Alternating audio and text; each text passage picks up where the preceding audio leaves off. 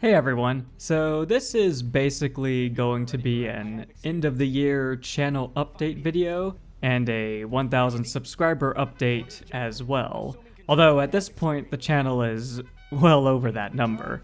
At the time that I'm recording the audio for it, the channel is at about 5.4k subscribers, which is something that I was not expecting at all. I mean, I started uploading videos to the channel regularly in November last year, and after 11 months, I reached 250 subscribers, which I thought was pretty good. And then about a month goes by, I release a new video, which was the Tiberium one. And next thing I know, I'm over 1,000 subscribers, and that number has just been increasing since then to where it is now. And I have no idea what happened or what I did to generate that kind of growth. I guess the machine spirit of the YouTube algorithms decided to bless the channel or something. So it's a surprise to be sure, but a welcome one. So anyway, I wanted to say thank you to everyone that has subscribed to the channel and watches the videos and upvotes them. It means a lot and it shows that people are enjoying the content and want to see more. Before I get into what content everyone can expect to see on the channel for next year, I want to quickly mention the format of this video, as it's kind of long compared to the first channel update that I did back in October. For this video, I wanted to spend a little bit of time talking about some of the individual videos and series that I've done so far, and kind of why I decided to make those videos, and a little bit of my thought process behind them. As well as if I have any future plans for making more of those kind or similar types of videos in the future. Hopefully some people can learn from my ramblings or at least be entertained by them. And of course I'll have timestamps posted in the description and comments below the video for those who just want to skip to the parts they care about most instead of watching the entire thing. So with that said, I'll first talk about the Command & Conquer lore video series, which is also the series that will be the primary focus for most of the content on this channel for next year. It's the series that most people have subbed to the channel for, and I enjoy making those kinds of videos. To answer a few of the most common questions I see popping up in the comments of those videos, the first is, do I plan to do lore videos in the Red Alert and Generals universes? Or timelines, I guess, is a more appropriate classification. And the answer is yes, I do. The reason there's been a lot of focus on the Tiberium timeline is that, for one, it's personally my favorite timeline in terms of its story and world building, and two, it's the one that I have the most video topics for at the moment. So the way I choose a topic to talk about for a video is I basically have this big list of topics that are split between the three different universes, Tiberium, Red Alert, and Generals. And currently the list for Tiberium is the longest of the three. The issue really is that the Tiberium list just naturally gets longer, because I'll be doing research for one topic, and I'll discover a couple things within that one that I could do separate videos on. So for example, when I was making the Brotherhood of Nod faction overview video, I found out there was enough information about other aspects of the Brotherhood that warranted separate videos for, such as the Black Hand, Marked of Cain, laser technology, stealth technology, cyborgs, and more.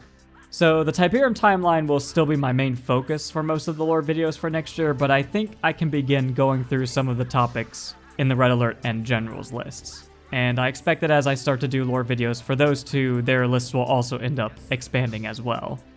Some people have also asked if I've considered making videos based off some of the CNC mods, such as Twisted Insurrection or the Forgotten mod for Command & Conquer 3, and I have considered it, but I don't see those kinds of videos happening anytime in the near future, because right now there is so much to talk about in terms of lore in the official games that I would like to focus just on those for the time being. I would also have to download and play some of those mods first before making any videos related to them, as I don't know how the stories in them play out.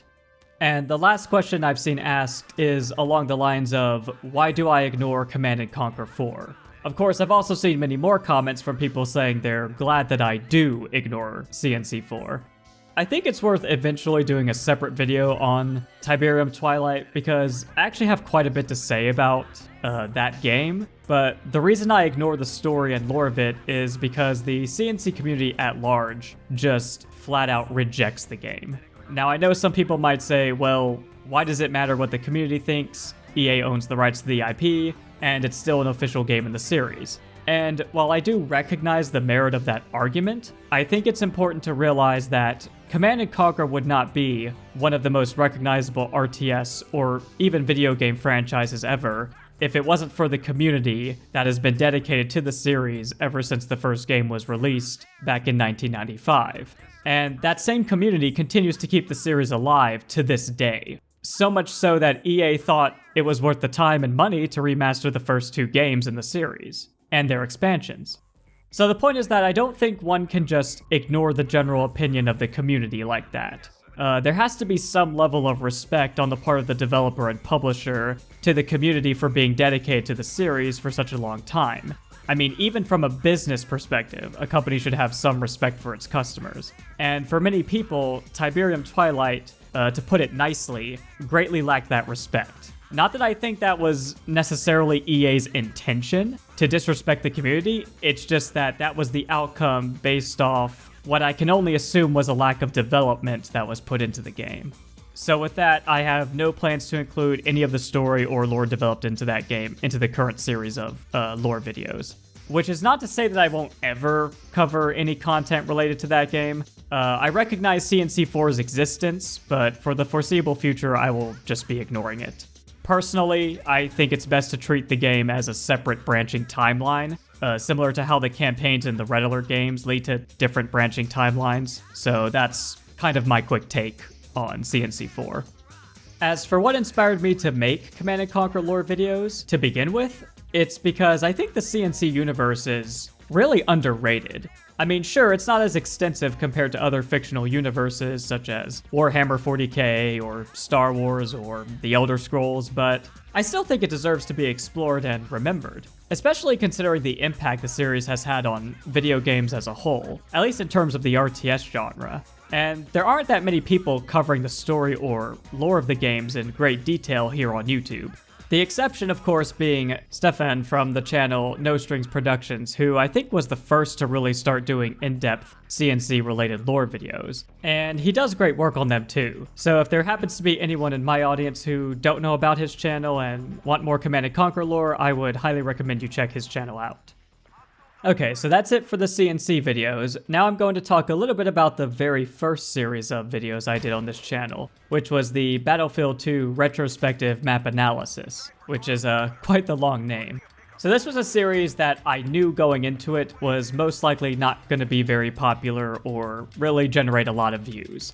And I was fine with that, because this was a way for me to get accustomed to uploading videos regularly to YouTube.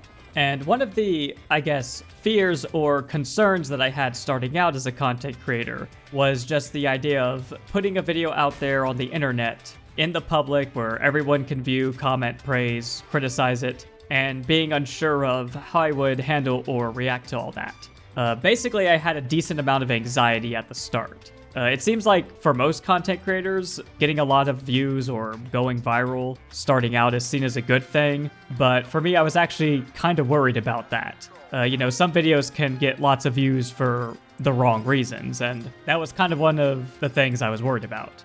So I wanted the first few videos on the channel I did to be ones where I thought there was a very low chance that that would happen, and to help get over that initial anxiety I had. So that was the main reason, but the other reason was that I noticed no one had ever really done in-depth videos on the 64-player maps from Battlefield 2, which I thought was strange because Battlefield 2 and the series as a whole is pretty much known for the large-scale 64-player maps. It also seems like a lot of Battlefield players nowadays don't even know much about Battlefield 2. Like, they know it exists, but I wonder how many of them today have actually ever played the game back when it was popular in 2005. Anyway, so my goal was to do a video on each of the maps that came default in the base game, starting with Zatar Wetlands. And all the initial anxiety I had about uploading a video to YouTube pretty much went away after that first video. I think about a week after the video was uploaded, it only had like 12 views and no comments or upvotes or downvotes. And I thought, well, I got over that faster than I expected. So I just went on to do all the other maps, just focusing on trying to learn and improve with each video. The series in general, I think, was a big learning experience for me in terms of video editing, recording audio, capturing gameplay footage, and script writing, as I had never really done any of that before then. But I was happy with how the series came out overall. But I also felt kind of burnt out at the end of it, doing 15 videos in a row, and releasing a new video almost every week or every other week. So I definitely needed to take a break from it and do a different kind of video, which ended up being the Dawn of the RTS video, which I had started typing up the script for that video even before I finished the BF2 map videos. I don't really have any interest in doing any of the maps from the expansions for Battlefield 2, as I didn't really play too much of those. But I do like the idea of the map analysis series as a whole, where I take an in-depth look at maps or levels from various games. Though I would probably change the name of the series and probably even the format of the videos themselves, as I do think there are times where the BF2 videos kind of drag and can be quite boring, which is not really something that anyone enjoys watching. So I've done a few other random standalone videos on the channel. The Star Wars Jedi Knight Jedi Academy review video was just something I put together pretty quickly, as I had just bought the game during a Steam sale and was pretty impressed with the gameplay and felt compelled to make a video about it. Though looking back, it's really not much of a review of the game, it's more of just kind of an impressions video. It was the first time I made a video without reading from a script, and it's pretty obvious when watching the video and the way I'm speaking in it. That's something I'm definitely going to have to work on if I ever do more videos without a script, since it's something I'm just not used to. In fact, you can probably tell with this video by the way I'm speaking that I don't have a script in front of me for it. The best I have is a Word doc with a few bulletin notes that help to just keep me on track and prevent me from going off on a tangent on some other topic, basically. The video I did on Fallout 4 was made as a way for me to take a short break from the CNC lore videos, as I had done 10 of them in a row and felt like it was a good time to try out a new kind of video. I started playing the game again in some of my free time since I hadn't played it for a couple years, and I just thought it would be fun to do a video on it, taking the two most popular factions in that game and compare them in at least what I thought was a fun and respectable matchup. But as of right now, I'm not sure if I'll make any future content related to the Fallout games, or with that kind of one faction versus another faction style of video. And the last I'll talk about is the Dawn of the RTS video. So initially I had actually planned for that to be the first in a 3-part series of videos going over the history of the RTS genre, from the years involving its rise, the golden age of the genre, and then its eventual decline. So as I mentioned, I started working on the first video while still working on the last couple of Battlefield 2 videos. And in total, the video took me about 2 months to make, and so far it's the longest video on the channel. This video was honestly kind of frustrating to make, mostly because I decided to switch over to a new video editing software, and making that kind of switch for a 39-minute long video was, in hindsight, a bad idea, as I had a lot of technical issues with the software, constantly crashing and running slowly, and just all kinds of other issues.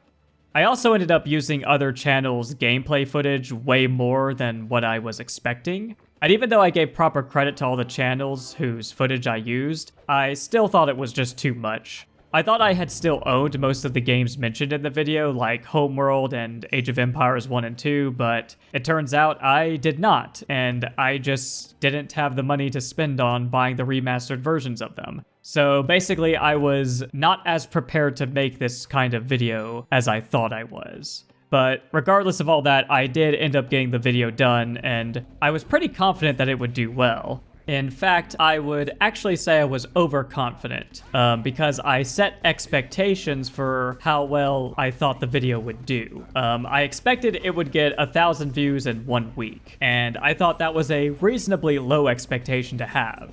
Well, after 1 week, it only had, I think, about 100 views, which compared to the Battlefield videos was pretty good, but it was not 1,000. So I backtracked and thought, okay, well, surely it will get 1,000 views in 4 weeks, so a month basically. And after about 4 weeks, it had, I think, 200 views, which at the time did make it my highest viewed video. However, the viewer retention for it was pretty terrible. It was something like 80% of the viewers only watched the first 5 or so minutes of the video and did not watch the rest of it.